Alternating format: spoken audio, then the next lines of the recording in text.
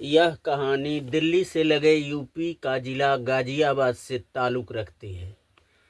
अपनी बाइक पर खालिद अफसरी को बिठाए हंसी खुशी जा रहा था।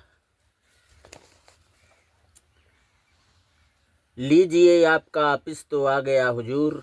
मुझे तो अभी चांदनी चौक पहुंचने में न जाने कितने सैर करने पड़ेंगे। अफसरी को बाइक से उतारते ही खालिद बाहों में कसकर उसके माथे को चूमने लगा था। छोड़ो जनाब, किसी ने देख लिया तो, अफसरी ने कहा।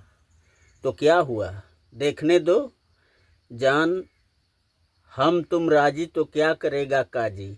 खालिद मुस्कुराते हुए बोला। उस दिन दोनों अति प्रसन्न थे। एक खूबसूरत लड़की हाईवे पर खड़ी मोबाइल सेट से किसी से बातें करती हुई, खालिद आज मैं कश्मीरी गेट पे तुम्हारा इंतज़ार करूंगी। ड्यूटी से छूटना तो बाइक लेकर वहीं आना, हम लाल किला घूमने चलेंगे। आ जाऊंगा मेहरबा, आपके लिए तो जान हाजिर है। सूरज ढल चुका था, अंधेरा अपना प्रभाव दिखाने लगा था। तभी एक सवारी रहित ऑटो आया। लड़की ने हाथ दिया, ऑटो रुक गया। कश्मीरी गेट अफसरी ने कहा। चालक अफसरी को लेकर चल पड़ा। न जाने क्यों अफसरी को मिचली का आभास होने लगा था। वह चालक से पानी का आग्रह करने लगी थी। चालक ने ऑटो रोका और पानी के लिए चला। तभी चालक का मोबाइल सेट घनघना उठा। चालक फोन रिसीव किया। उधर से भारी भरकम आवाज़ आई। क्यों बे, कोई तितली फंसी कि नहीं? फंसी है बॉस, बहुत जल्द आपको पेश करूंगा उसे। चालक पानी में कुछ मिलाया, शायद नशा युक्त कोई पदार्थ रहा होगा। पानी अफसरी तो पी ली, मगर कुछ ही देर में अपना सर पकड़कर ऑटो की पिछली सीट पर अचेत पड़ गई थी। ऑटो पुराने कब्रिस्तान के भीतर रुक गया। चालक अभी उतरा ही था कि कब्रिस्तान के अंधेरे से वही भारी भरकम आवाज़ सुनाई दी। ए ले अपना पैसा, और धां धां 2 गोलियां निकली उस क्रूर हैवान के रिवाल्वर से और एक झकझोर देने वाली चीख निकली ऑटो चालक के मुख से। वह कटे वृक्ष की तरह गिरा और तड़फड़ा कर वहीं कब्रिस्तान में शांत हो गया था। अपनी रिवाल्वर अपनी पॉकेट में रखता हुआ वह हैवान ठठाकर हंसा। तांत्रिक बिशंबरनाथ गाजियाबाद वाला कहते हैं मुझे। हैवान भी मेरे सामने नतमस्तक हो जाते हैं।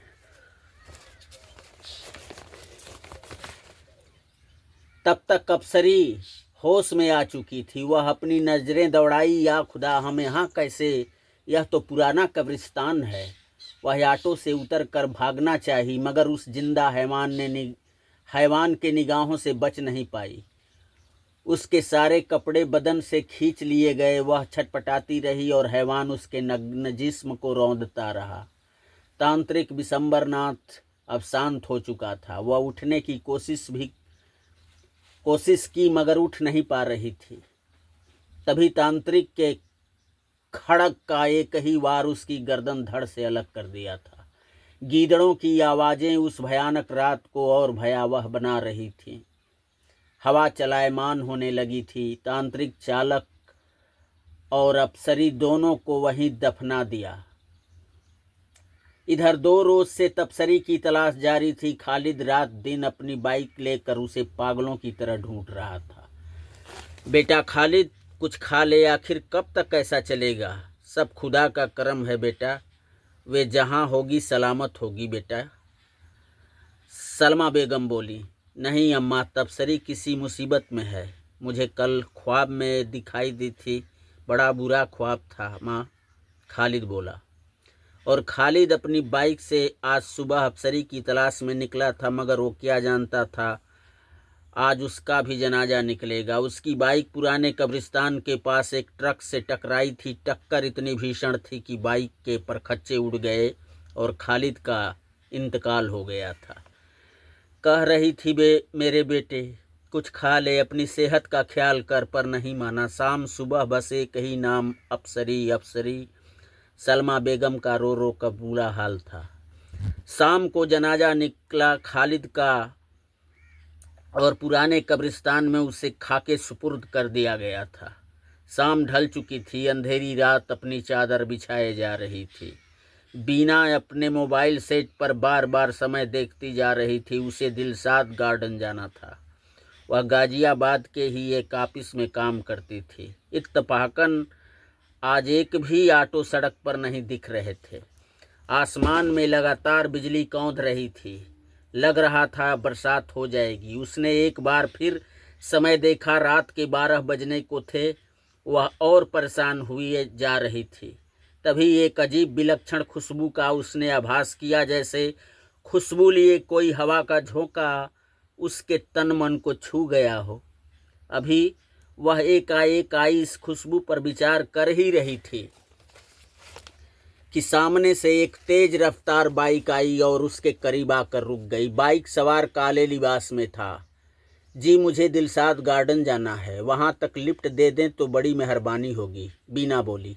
बाइक सवार केवल हामी के रूप में सिर हिलाया, कुछ बोला नहीं।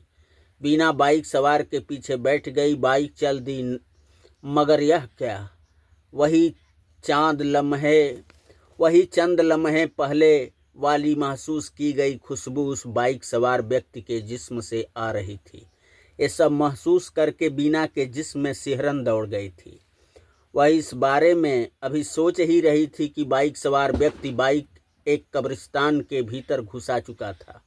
कौन हो तुम, बोलते क्यों नहीं, बीना बोली। मरा व्यक्ति नहीं बोलता मैम, वह सिर्फ छलता है। मरा व्यक्ति नहीं बोलता, वह सिर्फ छलता है, बेवकूफ़ लड़की। वह सामने कब्र देखो, वह मेरी है। कल ही तो मिट्टी दी गई है मेरी। कल सुबह बाइक एक्सीडेंट में मेरी मृत्यु हुई थी और शाम को मुझे सुपुर्दे खाक कर दिया गया था।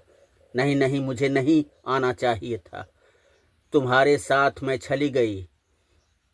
डरी सहमी बीना उस व्यक्ति से 2 कदम पीछे हटती बोली, और वह बदहवास भागती है कब्रिस्तान से बाहर की तरफ, मगर उसे वह बाइक वाला शख्स दबोच लेता है। वह उसे जमीन पर गिरा देता है। वह चीखती तड़पती है उसके कैद से छूटने के लिए, मगर छूट नहीं पा रही है और एक एक कपड़े उसके जिस्म से अलग होते जा रहे हैं। वह उसके आगे हाथ जोड़ती है, पर वह जिंदा हैवान उसके ऊपर तनिक भी पसीजता नहीं, बल्कि बहसियापन लिए वह कहता है, तुम्हारी जैसी कितनी तितलियों के पर काट चुका हूँ मैं।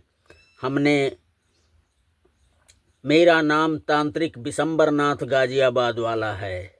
ना जाने कितनी रातें मैंने तुम्हारी याद में काट दिए, मगर आज किस्मत ने मेरी सुन ली। तुम्हारी रेशम जैसी मुलायम जवानी का फंदा आज जी भर के मैं काटूंगा बीना, जी भर के काटूंगा। नहीं, मुझे जाने दो, मुझ पर तरस खाओ। बीना बिलख पड़ी, पर तांत्रिक को उस पर कोई तरस नहीं आया। अब बीना निर्वस्त्र थी। तांत्रिक बिशंबर अब उस पर टूटने ही वाला था कि सामने की ताजी कब्र से कुछ चटकने की जैसी आवाज आई। तभी यह क्या, कब्र रोशनी से नहा उठी थी और कब्र के ऊपर एक बाइक सवार शख्स भयानक रूप में प्रकट हुआ, जिसकी आंखों से सुर्ख लाल शोले निकल रहे थे। गीदड़ों की आवाजें उस सूनेपन को चीरती और भयावह लग रही थी। हवा चलायमान होने लगी थी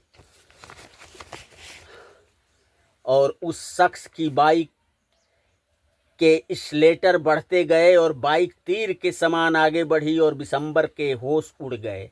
वह बीना को निर्वस्त्र छोड़कर भागना चाहा, मगर बाइक के धक्के ने उसे दूर फेंक दिया और ज्यों ही जब वह संभलता, बाइक वाला शख्स उसे बाइक से दूर फेंक देता। बिशंबर लहूलुहान जमीन पे मछली की तरह तड़फड़ा रहा था कि बाइक सवार शख्स अपनी बाइक मारे गुस्से में चौचक बिशंबरनाथ के सीने पर दे मारा और एक दर्द भरी चीखें मारकर बिशंबरनाथ शांत हो गया। मैं चौचक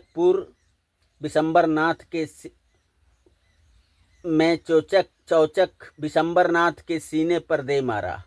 बाइक मारे गुस्से में चौचक बिशंबरनाथ के सीने पर दे मारा और एक दर्द भरी चीख मारकर बिशंबरनाथ शैतान शांत हो गया।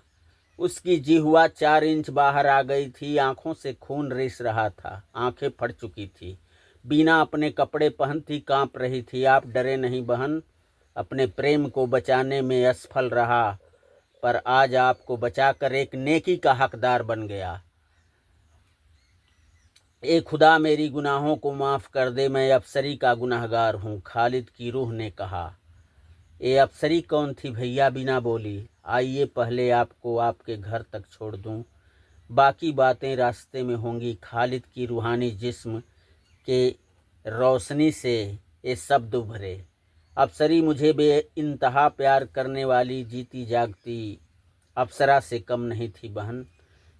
यहीं गाजियाबाद में एक मोबाइल्स कंपनी में मैनेजर पद पर वह कार्यरत थी। खालिद के रूहानी जिस्म के अक्स से आवाज़ आई, फिर क्या हुआ भैया? चलती बाइक पे खालिद के साथ बैठी बीना बोली। एक रात मेरे ख्वाब में वह आई। बड़ा भयानक ख्वाब था। वह उसकी आंखें फट चुकी थी। उनके सामने यही क्रूर तांत्रिक बिशंबर खड़ा था। उन्हीं की तलाश में मैं आज निकला था सुबह, और एक एक्सीडेंट में मेरी मौत हो गई थी बहन। आज ही यहीं मुझे दफनाया गया। मुझे इसी हैवान की तलाश थी जिसने न जाने कितनी अबलाओं को अपने फरेब का शिकार बनाया था बहन। आज इसे खत्म करके मेरी रूह को सुकून मिला है। खालिद की आत्मा की आवाज़ सुनाई दी बीना को। मरे हुए लोगों पर एक जमाना तोहमत लगाता है, और यहाँ जिंदा हैवान के चोले में हौसी इंसान ही हैवानियत का जो खेल खेलते हैं, उसे देखकर हैवान को भी शर्म आ जाए। आज खालिद का प्यार मुकम्मल हुआ बहन। खालिद के रूहानी जिस्म से उभरती आवाज़ बीना को सुनाई दी। बीना बाइक से उतरी, बोली, मेरा घर आ गया है भैया। पर अब वहाँ न बाइक ही थी, न खालिद का रूहानी जिस्म ही। ये सब देख सोच कर बीना की आंखें छलछला उठी थीं उस बाइक सवार रूह के कर्तव्य के आगे। कहानी रूहानी बाइक। आप लोग इसे लाइक, सब्सक्राइब, कमेंट करें। लेखक आनंद सिंह।